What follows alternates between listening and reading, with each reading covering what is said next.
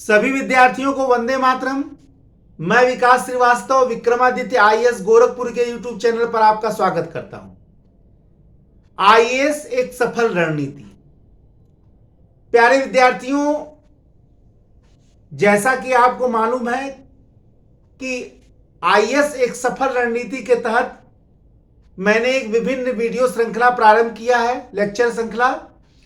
और अपने इस लेक्चर श्रृंखला के तहत मैं उन तमाम समस्याओं के बारे में, उन तमाम निर्णयों के बारे में और उन तमाम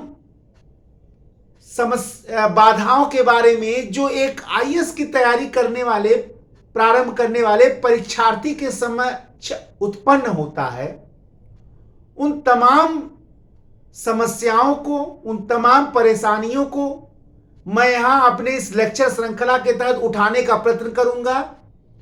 और कुछ नहीं, और हर हाल में मैं एक निश्चित डिसीजन या कंक्लूजन तक पहुंचने का प्रयत्न करूंगा जो आपके समस्या समाधान में आपके लिए महत्वपूर्ण रूप से सहयोगी साबित हो। और चाहे वो किसी भी प्रकार का परीक्षार्थी हो, चाहे गरीब हो, अमीर हो, कमजोर हो, तेज हो, मध्यम वर्ग का हो, मध्यम बुद्धि का हो, उन तमाम परीक्षार्थियों के लिए मेरा यह लेक्चर श्रृंखला पूर्ण रूप से सहयोगी साबित हो। और इसके तहत मैंने कई लेक्चर पहले दे दिया है, उसको आप जाके चैनल पर देख लें या देखे होंगे तो बहुत अच्छी बात है। आज हम लोग जानेंगे, आईएएस एक सफल रणनीति कहता था। आज हम लोग जिस रणनीति को जानेंगे वह है पढ़ने का सबसे अच्छा तरीका, यानी पढ़ाई का सबसे अच्छा तरीका क्या हो। यानी जो हम पढ़ रहे हैं, चाहे वो किताब पढ़ रहे हैं, चाहे वो नोट्स पढ़ रहे हैं, उसका सबसे अच्छा तरीका क्या होना चाहिए। अब प्रश्न तो यह आता है कि सबसे अच्छा तरीका का मतलब यहां क्या मैं बताने जा रहा हूं, क्योंकि बहुत से ऐसे विद्यार्थी समझ नहीं पाते हैं कि किताब को तेजी से पढ़ें, धीरे से पढ़ें, या बार बार दोहराएं उसी एक चीज को, या हम अध्ययन करें या पढ़ाई करें। अब पढ़ाई अध्ययन में भी अंतर यहां समझना पड़ेगा हमको। तो कोई लड़का है जो पढ़ाई करता है, कोई लड़का है जो उसी किताब का अध्ययन करता है, और बहुत सारे ऐसे विद्यार्थी हैं जो उसी किताब को सीखते हैं। तो चाहे सीखना हो, चाहे पढ़ना हो, चाहे अध्ययन करना हो, तीनों बौद्धिक स्तर की तीन श्रेणियां हैं। एक व्यक्ति जब पहली बार इस पृथ्वी पर जन्म लेता है तो वो सीखना प्रारंभ कर देता है। उसको कोई पढ़ाता नहीं है, वो देखता है ये क्या है, वो क्या, वो सीख रहा है। सीखने के बाद वो पढ़ाई प्रारंभ करता है। 1 में जाता है, कक्षा 2 में जाता है, 4 में जाता है, वो किताबों को पढ़ता है। उसके बाद जब उसकी बौद्धिक शक्ति बहुत ज्यादा हो जाती है या अच्छी खासी हो जाती है, मैच्योर हो जाता है, तो वो अध्ययन करता है। सिविल सेवा की परीक्षा में पढ़ना काफी नहीं है, सीखना काफी नहीं है, अध्ययन करना जरूरी है। यानी आपके तैयारी का जो महत्वपूर्ण अंग है वो अध्ययन है। तो प्रश्न ये उठता है कि अध्ययन और पढ़ाई में क्या अंतर है और कैसे हम अपने पढ़ाई को अध्ययन बना पाएंगे। आज इन्हीं विषयों पर, आईएएस एक सफल रणनीति के तहत आज इन्हीं विषयों पर हम चर्चा करेंगे और एक निश्चित निष्कर्ष, सर्टेन कंक्लूजन तक पहुंचने का प्रयत्न करेंगे। सबसे पहले हम लोग स्पीड के बारे में बात कर लिया जाए कि पढ़ाई का स्पीड क्या हो। और आपको मैं एक चीज ये बताने यहां जा रहा हूं, आपको थोड़ी सा आश्चर्य भी लगेगा। मान लीजिए आपने किसी एक चैप्टर को उठाया और आपको ये लग रहा है ये बिल्कुल नया चैप्टर है, आज तक मैंने जीवन में कभी इसको पढ़ा नहीं। अब इसको पढ़ने का तरीका क्या है। अब मान लीजिए, सपोज करिए सिंधु घाटी सभ्यता, इंडस वैली सिविलाइजेशन हम पढ़ने जा रहे हैं। अब इंडियन इंडस वैली सिविलाइजेशन यानी सिंधु घाटी सभ्यता हम पढ़ने जा रहे हैं, तो पढ़ने का तरीका क्या होना चाहिए? हमने इंडस वैली सिविलाइजेशन उठाया, किसी मूलभूत किताब से उठा लिया और हम लाइन बाय लाइन उसको पढ़ते चले जा रहे हैं। क्या क्या चीजें मिली हैं, पुरातात्विक साक्ष्य क्या क्या मिले, उनका सामाजिक जीवन क्या, उनका आर्थिक जीवन क्या था, उनका राजनीतिक जीवन क्या था, उनका धार्मिक जीवन क्या था, उनका कला कैसा था, उनका स्थापत्य, सब चीज पढ़ते चले जा रहे हैं। प्रश्न ये उठ रहा है कि इस पढ़ने में कितना समय लग रहा है। कोई लड़का होगा जो दिन भर इसको पढ़ेगा, कोई ऐसा विद्यार्थी होगा जो 4-5 दिन यही पढ़ता चला जाएगा। बहुत सारे आपको विद्यार्थी मिल जाएंगे जो कहेंगे कि एक एक हफ्ता एक एक चैप्टर पर लग जा रहा है हमारा, क्योंकि यार बिल्कुल नया है, और बिल्कुल नया है तो समझने में टाइम लग रहा है। कुछ लड़के ऐसे होते हैं जो सरसरी निगाह से पढ़ते हैं, कुछ लड़के ऐसे हैं जो उसको बहुत गहन अध्ययन करते हैं, बहुत समय लगा जाते हैं। कुछ लड़के ऐसे हैं जो उसी में समय घंटा की बात छोड़ी कई कई दिन लगा देते हैं। उनको लगता है कि जब तक हम पूरा जान नहीं लेंगे इस चैप्टर को तब तक आगे नहीं बढ़ेंगे। प्रश्न ये उठता है कि तरीका क्या होना चाहिए। अच्छा, एक बार चाहे आप हफ्ता भर लगा के पढ़ लीजिए, वो माना पहली ही बार जाएगा, उसको दोहराना नहीं माना जाएगा, रिवीजन नहीं माना जाएगा। चाहे आप 10 दिन लगा दीजिए उसको पढ़ने में, तो 10 दिन आपने पढ़ा और कहलाया एक ही बार। पूरा दिन लगा दिया एक चैप्टर में, कहलाया एक ही बार वो। अगर मैं आपसे कहूं कि एक ही दिन के में आप उसको 4 बार दोहरा लेंगे, 4 बार पढ़ लेंगे उसी एक चैप्टर को, तो आप उसको फिर नया नहीं कहेंगे, आप कहेंगे मैंने इस चैप्टर को 4 बार पढ़ लिया। पढ़ाई का एक साइंटिफिक तरीका मैं आपको बता रहा हूं, ठीक है? तो पढ़ने का तरीका सबसे बढ़िया बेटर क्या होना चाहिए? मान लीजिए एग्जामिनेशन में आपके पास एक बार दोहराने का मौका सिंधु घाटी सभ्यता को मिला। अब आपके दिमाग में लग रहा कि यार अगर हमको 2-3 बार इसको हम दोहरा लिए होते तो कॉन्फिडेंस लेवल और हाई हो जाता, लेकिन हमारे पास 2 ही 3 घंटे का समय है, और 3 घंटे के समय में हम इसको ऐसे कैसे पढ़े कि ये 2-3 बार हो जाए। ठीक है, अगर 2-3 बार हो जाता तो हमारे पास एक कॉन्फिडेंस आ जाता, लेकिन है 3 घंटा हमारे पास, और पढ़ना हमको इसको एक ही बार मैं पढ़ पाऊंगा, 2 बार पढ़ नहीं पाऊंगा। तो पढ़ने का तरीका क्या होना चाहिए, पढ़ने का स्पीड क्या होना चाहिए, ये बहुत जाने तरीका है। पहली बात यानी पढ़ाई का सबसे अच्छा तरीका में सबसे पहली बात हम लोग बात करेंगे कि स्पीड क्या होना चाहिए। दूसरा बात, हम पढ़ाई करें या अध्ययन करें। सीखने वाला बात बहुत पहले हो चुका है, उसको तो मैंने पढ़ाई दौरान बता दी कि आपको सीखना है, लेकिन वो बिल्कुल नए परीक्षार्थी के लिए पहले वो सीखे, फिर पढ़ाई करे, फिर अध्ययन करे। तो हम क्या करें कि सीखें, पढ़ें या अध्ययन करें, क्या करें इसमें से? दूसरा ये बात हमको डिस्कशन करना है आज। पहला तो स्पीड क्या हो, दूसरा हम सीखें, पढ़ें या अध्ययन करें, तीसरा ये बात, 2 बातों पर डिस्कशन करेंगे। सबसे पहले आइए हम लोग जाने की स्पीड क्या हो और कैसे दिन भर में हम एक ही चैप्टर को 4 बार दोहरा लेंगे।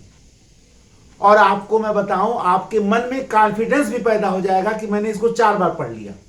अभी तक आपने उस चैप्टर को 1 बार नहीं पढ़ा, आपको मेरी बातें हो सकता है लग रही हूं कि ऐसा संभव नहीं है, एक ही दिन में 4 बार कैसे हो जाएगा, या आपको लग रहा होगा कि कहीं ऐसा ये थोड़ी सा समस्या वाली बात है, लेकिन ऐसा कुछ नहीं है। मैं जो बताने जा रहा हूं आप उसको करिए।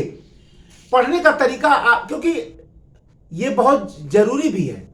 सपोज करिए आपने सिंधु घाटी सभ्यता उठा लिया, अब ये चैप्टर बिल्कुल नया है। अब आप क्या करिए, रेलगाड़ी के 4 स्पीड क्रम को समझ लीजिए।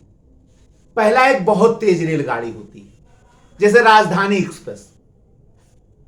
दूसरा, एक सामान्य एक्सप्रेस गाड़ी होती है जिसका स्पीड राजधानी से कम होता है, सामान्य एक्सप्रेस गाड़ी। बहुत सारी गाड़ियां हैं हमारे, आप जान ही रहे हैं। तीसरे नंबर पे आती है पैसेंजर, जो सवारी गाड़ी कहलाती है। उसका स्पीड भाई राजधानी की बात छोड़ी, सामान्य एक्सप्रेस से भी बहुत कम होता है, ठीक है ना। फिर सबसे नीचे जो गति आती है वह मालगाड़ी। तो गाड़ियों के स्पीड के इन 4 क्रम को आपको समझना पड़ेगा, ठीक है। और अगर आपने इस 4 स्पीड क्रम को आपने आत्मसात कर लिया इस रेलगाड़ी का, तो आप देखेंगे एक चैप्टर को आप दिन भर में 4 बार पढ़ लेंगे, और मैं आपको बता दूं आपको कॉन्फिडेंस चारों बार का आ जाएगा। ये बिल्कुल अनुभव का विषय बता रहा हूं आप। और ऐसे समय जब आपके पास समय बहुत कम हो और आपको कई बार दोहराना हो, उस समय ये विधि आपको बहुत बढ़िया से काम आएगी। यहां तो मैं शुरुआत की ही बात कर रहा हूं कि जो बिल्कुल ऐसा परीक्षार्थी जो तैयारी शुरू कर रहा हो उसके लिए मैं बता रहा हूं, लेकिन ऐसा परीक्षार्थी जिसके पास समय बहुत कम है और उसको एग्जामिनेशन में बैठना है कुछ ही महीने बाद, उसके लिए भी ये सब वरदान साबित होगा। अब आपको क्या करना चाहिए? आपने सिंधु घाटी सभ्यता उठाया, पहली बार आप कुछ समझने का प्रयत्न ही मत करिए, उठाइए और कोशिश करिए 1-2 घंटा में इस चैप्टर कंप्लीट कर दूंगा, चाहे कुछ समझ में आवे चाहे ना आवे, कुछ मत सोचिए, आप दिमाग ही मत लगाइए, बल्कि आप समझ लीजिए कि मैं शब्दों का उच्चारण मात्र कर रहा हूं। शब्दों का उच्चारण बस करिए, आप समझ लीजिए, मन में शब्दों का उच्चारण करिए। अभी ना ये लर्निंग की प्रक्रिया हो रही है, ना सीखने की प्रक्रिया हो रही है, ना ही पढ़ने की प्रक्रिया हो रही, ना ही अध्ययन की प्रक्रिया रही है, बस शब्दों का उच्चारण हो रहा है। पूरा चैप्टर पढ़ जाइए, 1 घंटा कंप्लीट कर दीजिए। सामाजिक जीवन, आर्थिक जीवन, राजनीति, धार्मिक जीवन, कहां से क्या क्या मिला है, कुछ सोचिए मत कहां से क्या मिला है। एक बार आपने पढ़ लिया, अब आपके मन में एक बार हुआ, भले आपने कुछ उसमें जाना ही नहीं, समझा ही नहीं, लेकिन आपने पढ़ लिया तो आपके मन में आ गया कि एक बार तो मैंने पढ़ लिया, भले 1 घंटा में आपने उसको पढ़ लिया, लेकिन ये आपके दिमाग के कोने में कहीं ये बात तो बैठ गया कि मैंने इस चैप्टर को एक बार देख लिया। अब यानी आपने राजधानी एक्सप्रेस के स्पीड से आपने उस चैप्टर को पहली बार देख लिया, बहुत आसानी, बहुत तेजी से देख लिया। अब आपके दिमाग में यार हो गई तो मूर्खतापूर्ण कार्य है, जब कुछ समझा ही नहीं, कुछ जाना ही नहीं। अरे आपको इस अवचेतन मन को सूचना पहुंचाना है कि मैंने एक बार पढ़ लिया। आप अपने दिमाग को मत समझाइए, अभी अवचेतन मन में इस भावना को डालिए कि इस चैप्टर को मैंने एक बार पढ़ लिया 1 घंटे में, क्योंकि सबसे ताकतवर अवचेतन मन है। उसके तक अगर सूचना पहुंच गई कि मैंने एक बार पढ़ लिया तो पढ़ लिया, दूसरी बार उसको दोहराना ही वो मानेगा, भले आपके दिमाग में कुछ गया हो ना गया हो, लेकिन वो दोहराना ही मानेगा उसको। अब आइए, दूसरी बार आपको एक सामान्य एक्सप्रेस गाड़ी का स्पीड लेना है, यानी इस बार आपको 2 घंटे का समय देना है या 3, जो भी देना, मैंने एक सामान्य मैं एग्जाम्पल ले रहा हूं, इसका मतलब 2 ही देना है, एक सामान्य स्पीड की बात कर रहा हूं, पिछले से आपको ज्यादा समय देना है। और इस बार आपको एक सामान्य एक्सप्रेस गाड़ी का स्पीड लेकर कोशिश करना है कि इसको मैं थोड़ी सा समझते हुए पढ़ूं। तो मान लीजिए पिछले बार 1 घंटा लगा, इस बार 2 घंटा लग जाएगा।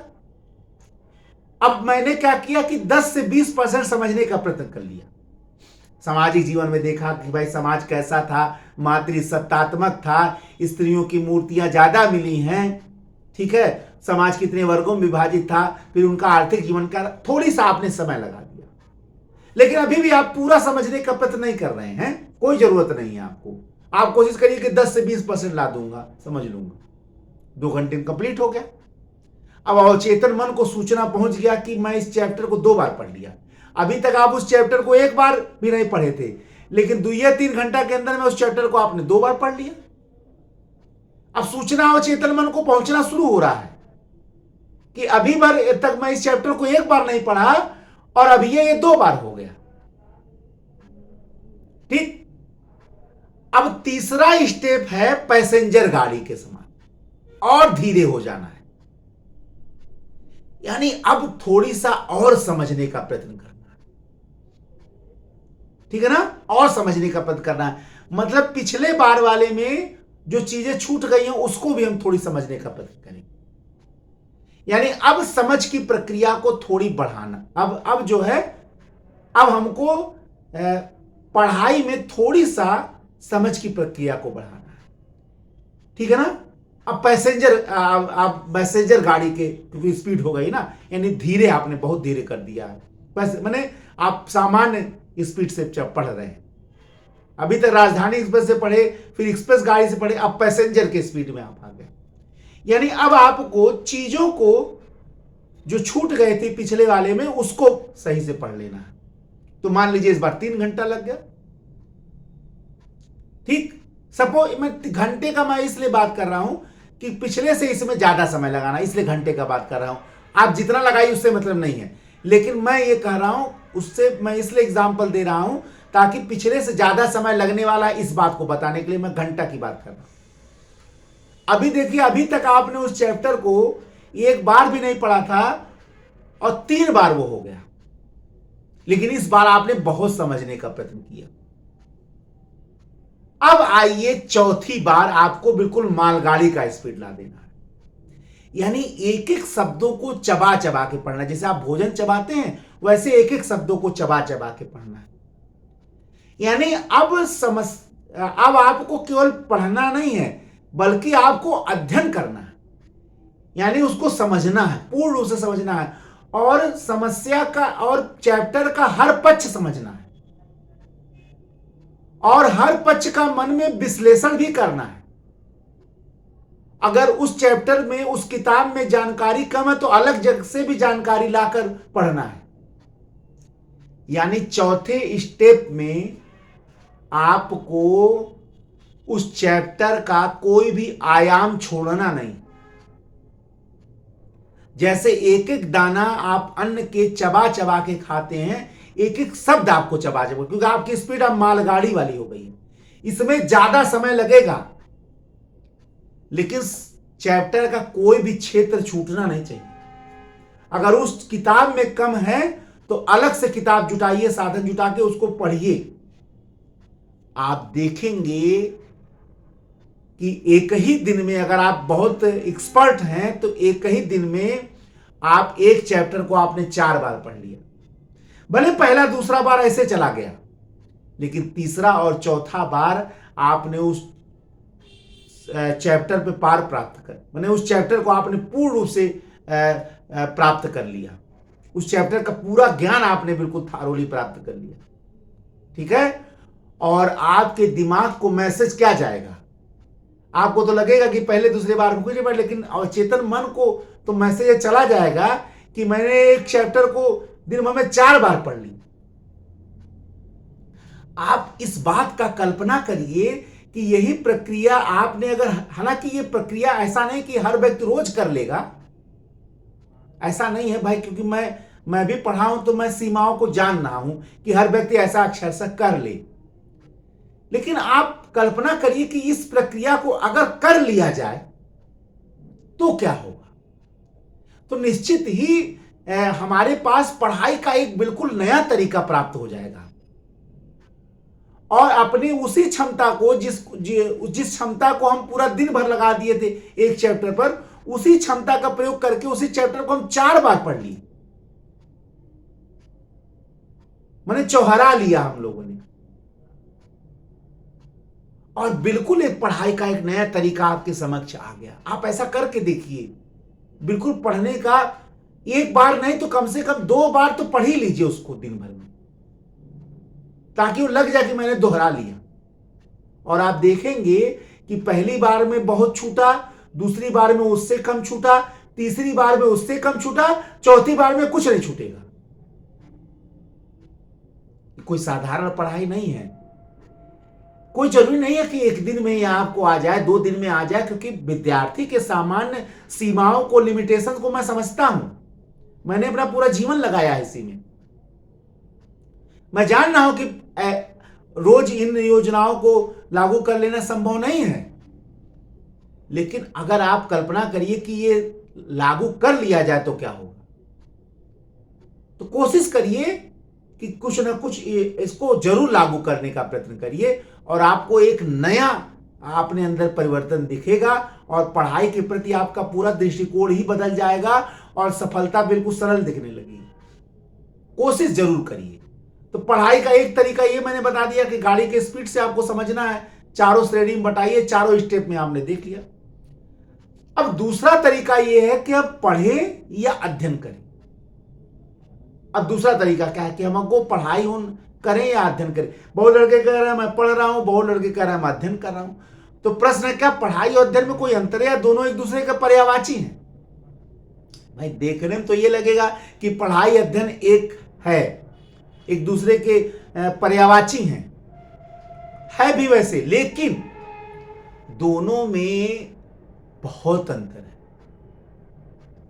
ठीक है ना? जैसे किसी लड़के को भाषण पढ़ने के लिए दे दिया जाए तो भाषण पढ़ रहा है, किसी व्यक्ति को भाषण पढ़ने के लिए दे दिया जाए तो वो भाषण पढ़ रहा है, लेकिन वो भाषण का अध्ययन नहीं कर रहा है। उसी प्रकार अगर किसी व्यक्ति को कह दिया जाए भाई इस किताब को पढ़ लो, तो वो केवल पढ़ रहा है, वो उस किताब का अध्ययन नहीं कर रहा है।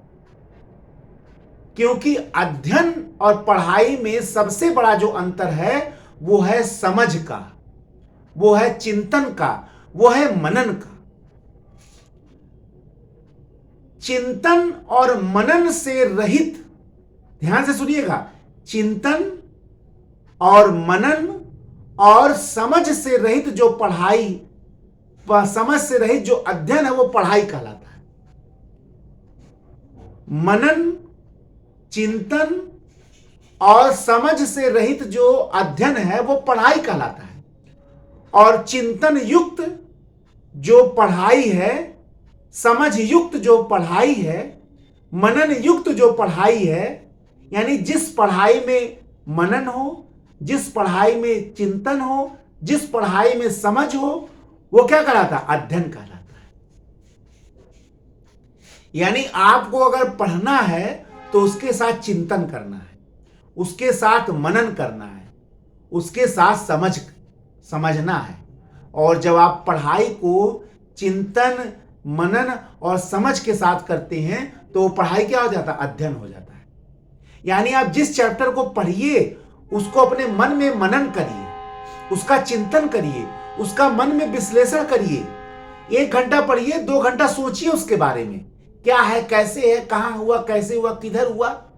आप देखेंगे जब आप उस चैप्टर के बारे में मनन करना प्रारंभ कर देंगे, उसको समझना प्रारंभ कर देंगे, तो एक बैग उस चैप्टर की सारी चीजें आपको याद होने लगेंगी। क्योंकि बिना चिंतन और मनन के वो याद नहीं होगा। और जैसे आप चिंतन मनन करना प्रारंभ करेंगे उसके हर चीज तथ्य आपको याद होना शुरू हो जाएंगे। इसलिए आपको पढ़ना तो है, लेकिन चिंतन, मनन और समझ के साथ पढ़ना है। और जैसे ही आपने चिंतन युक्त पढ़ाई किया, मनन युक्त पढ़ाई किया, समझ युक्त पढ़ाई किया, वो अध्ययन कहलाने लगा।